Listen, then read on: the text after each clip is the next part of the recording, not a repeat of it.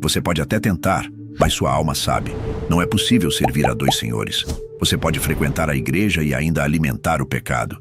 Pode orar e continuar em silêncio diante do mal. Mas essa duplicidade tem um preço, e ele será cobrado. Enquanto muitos cristãos modernos tentam equilibrar Deus e o mundo, céu e vaidade, fé e conveniência, Cristo já avisou: você amará um e desprezará o outro. Essa neutralidade espiritual não é equilíbrio, é traição e use. Muro, por mais seguro que pareça, já tem dono. Se dentro de você ainda arde uma centelha de verdade, se você já não suporta mais viver uma fé morna, então este vídeo é o chamado para o retorno, o chamado para se posicionar, porque os covardes não herdarão o reino. Charles Spurgeon pregava com lágrimas nos olhos e fogo na voz. A igreja que corteja o mundo perderá o favor do céu. Ele não falava com ódio, falava com urgência. E neste vídeo vamos ouvir novamente essa voz, a voz que ainda ecoa pelos corredores da eternidade. Hoje você vai entender por que não existe meio termo. Vai descobrir o que realmente significa servir a Deus e o que acontece com quem tenta servir a dois senhores. Você já tentou viver com um pé na luz e outro na sombra? A maioria tenta. E é aí que começa a tragédia silenciosa da fé moderna. O homem moderno quer o conforto do evangelho, mas sem o peso da cruz. Quer promessas sem renúncia, graça sem verdade. Quer servir a Deus no domingo e a si mesmo no resto da semana. Essa é a ilusão da fé dividida. É a religião dos que dizem Senhor, Senhor, mas não o obedecem. É a espiritualidade dos indecisos, dos mornos, dos que acham que o coração pode ter dois tronos, um para Cristo, outro para o ego. Mas Jesus foi claro, brutalmente claro: ninguém pode servir a dois senhores, porque ou há de odiar a um e amar ao outro, ou se dedicará a um e desprezará ao outro. Mateus 6:24. Você pode tentar agradar todo mundo, mas não pode agradar a Deus e ao mundo ao mesmo tempo. Você pode até conseguir manter as aparências por um tempo, mas o Espírito sabe quando está dividido. E o inimigo também. A fé dividida adia o juízo, mas não o evita. Ela até engana a consciência por um tempo, mas nunca engana o Deus que tudo vê. E o maior perigo da fé dividida não é o pecado escandaloso, é o conformismo lento. A perda gradual do zelo é quando você já não se sente mais incomodado com o que antes te fazia chorar. Aos poucos, você para de lutar, para de resistir, para de orar com sinceridade, até que se torna uma sombra do que deveria ser. Não há honra em cima do muro. Não há glória em permanecer neutro. Porque o muro, meu irmão, já pertence ao inferno. Cristo não quer parte de você. Ele quer tudo. E ele não divide o trono com ninguém. Você pode calar a consciência por um tempo, mas não pode silenciar a eternidade. Dentro de cada ser humano, mesmo daquele que se diz incrédulo, existe uma voz. Ela não grita, ela insiste, ela não força, ela chama. E por mais que tentemos afogá-la com distrações, com vícios, com religiosidade vazia, ela continua ali, ecoando no silêncio das nossas noites. É a voz do Espírito, aquela que nos lembra que fomos criados para mais do que a mediocridade espiritual, aquela que nos confronta quando sorrimos em público, mas sangramos por dentro, aquela que sussurra quando tentamos servir a dois senhores, como se Deus aceitasse um coração dividido. Charles Spurgeon dizia: é possível o homem ser tão religioso que engane até a igreja, mas jamais enganará o Espírito do Senhor, porque há um vazio que nenhuma aparência pode preencher. Há um cansaço que nenhuma máscara consegue esconder. Você já percebeu isso? A sensação de que, por mais que você tente se encaixar no mundo, algo sempre te puxa de volta. De que mesmo quando tudo parece estar bem, ainda falta algo. Isso não é depressão. Isso não é ansiedade. É o seu espírito tentando sobreviver à sua própria omissão. É a voz de Deus, sufocada sob camadas de conveniência, mas ainda viva, ainda ativa, ainda chamando. E quanto mais tempo você vive com um pé em cada reino, mais essa voz se torna um sussurro, até que um dia, talvez, ela se cale. E o silêncio de Deus é a sentença mais sombria que um cristão pode receber. Não se trata de ter medo do inferno, trata-se de não se acostumar com a ausência de Deus. Porque quando ele se afasta, a alma se dissolve. Essa voz que você sente agora, enquanto ouve essas palavras, é ele te dando mais uma chance, mais um chamado, mais um despertar. Mas a pergunta permanece. Você vai continuar fingindo que não ouve? Existe uma fábula que o inimigo adora contar aos cristãos modernos. Ela não começa com "era uma vez", começa com "não tem problema. Você ainda está na fé". Essa é a mentira do muro. A crença de que dá para ficar em cima, neutro, observando, sem se sujar, sem se expor, sem se comprometer. Mas ouça bem, o muro já tem dono. E não é Deus. O muro é o terreno da indecisão. É onde o diabo oferece sombra enquanto o mundo queima. É onde a fé morre em silêncio. E ninguém percebe. Charles Spurgeon alertava com clareza. Quando o cristão para de avançar, ele já começou a recuar. Estar em cima do muro não é esperar o tempo certo. É perder tempo. É deixar de responder a um chamado urgente por causa de desculpas confortáveis. O muro é feito de boas intenções, mas sustentado por covardia. É o espaço onde a oração vira rotina, a Bíblia vira obrigação e a fé vira decoração. É o lugar onde o cristão finge que ainda está lutando, quando na verdade já se rendeu à passividade. E sabe por que muitos continuam em cima do muro? Porque ainda não entenderam que o tempo não espera, que o mundo espiritual está em guerra, e quem não luta serve ao outro lado, mesmo sem querer. A omissão é um voto de silêncio a favor do mal. A neutralidade é o altar onde o inimigo sacrifica os mornos. E o muro é só o lugar onde ele te observa se perder aos poucos. Você diz que ainda não se decidiu, mas já está sendo moldado pelo lado que escolheu ignorar. Cristo não chamou espectadores, chamou discípulos, chamou soldados, chamou testemunhas. E quem vive em cima do muro, um dia vai descobrir que o muro era o portão do inferno disfarçado de segurança. Você pode até tentar negociar com Deus, oferecer 90% da sua vida e manter 10% escondido.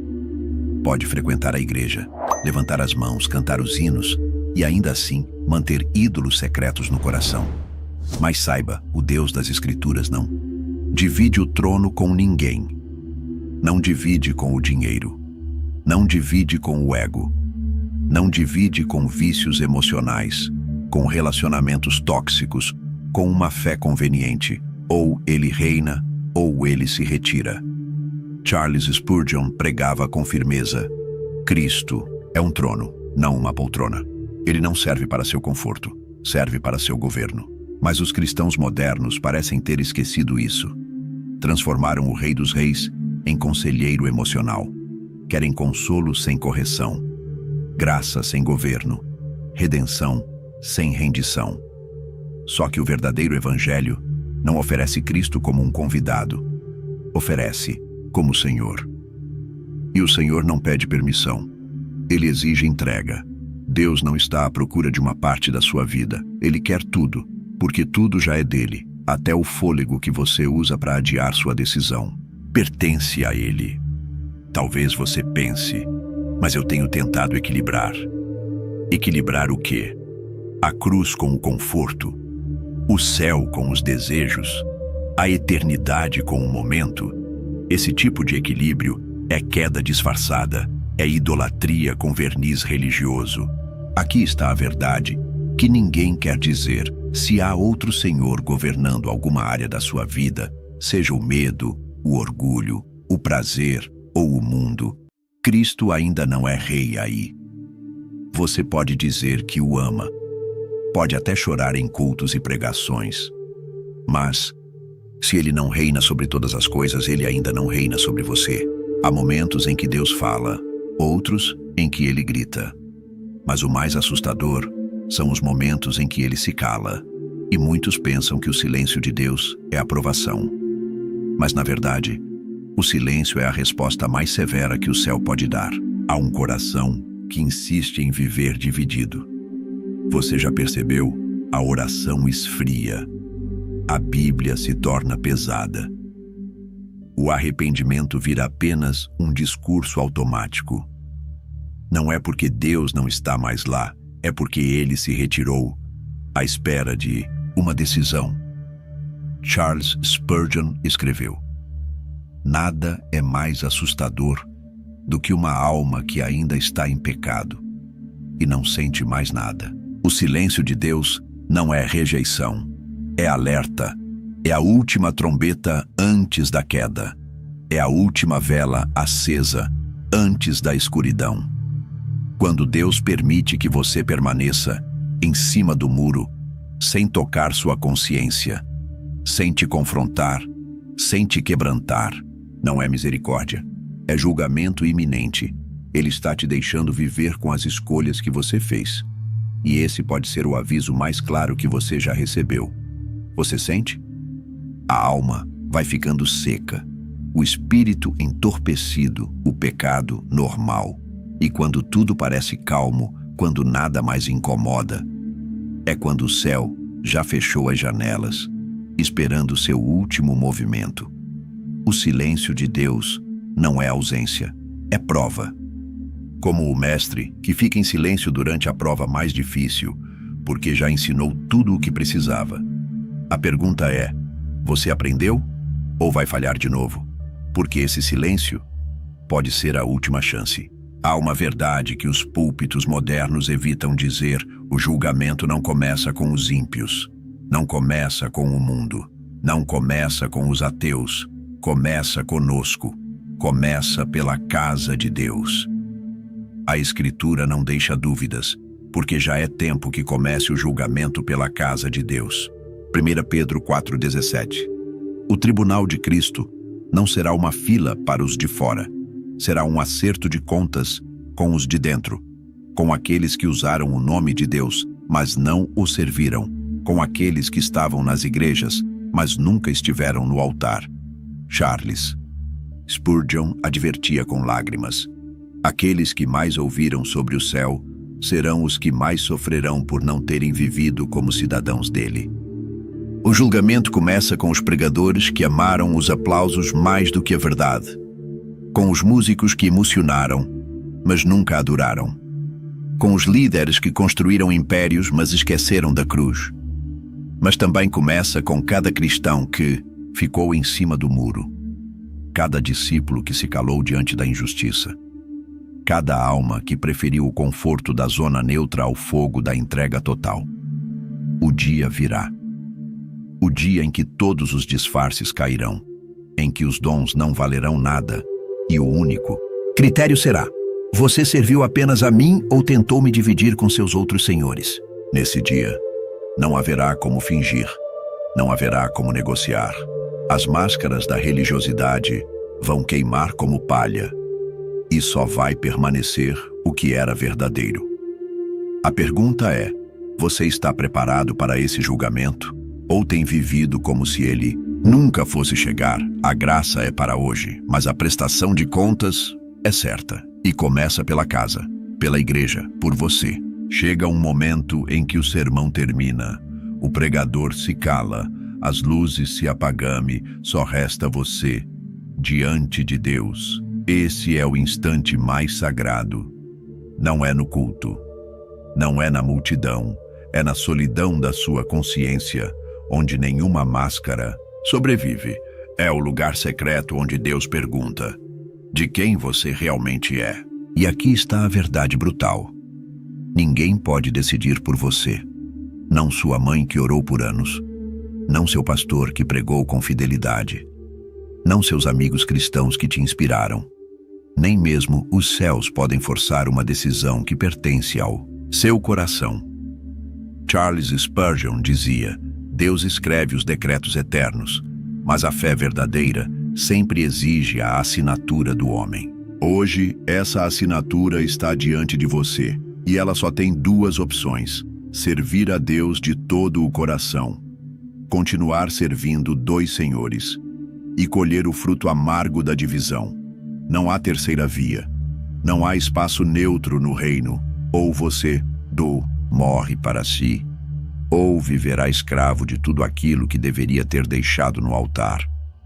A fé morna está em coma, e o próximo suspiro pode ser o último. Você vai continuar justificando sua indecisão? Vai alimentar a ilusão de que ainda tem tempo? Ou vai responder ao chamado que está ecoando agora, neste exato momento dentro de você? Cristo não quer plateia, quer discípulos, quer entrega total, quer exclusividade. E se você ouviu até aqui, é porque ele ainda está batendo a porta. Mas a maçaneta está do lado de dentro. A decisão ainda é sua, mas não será para sempre.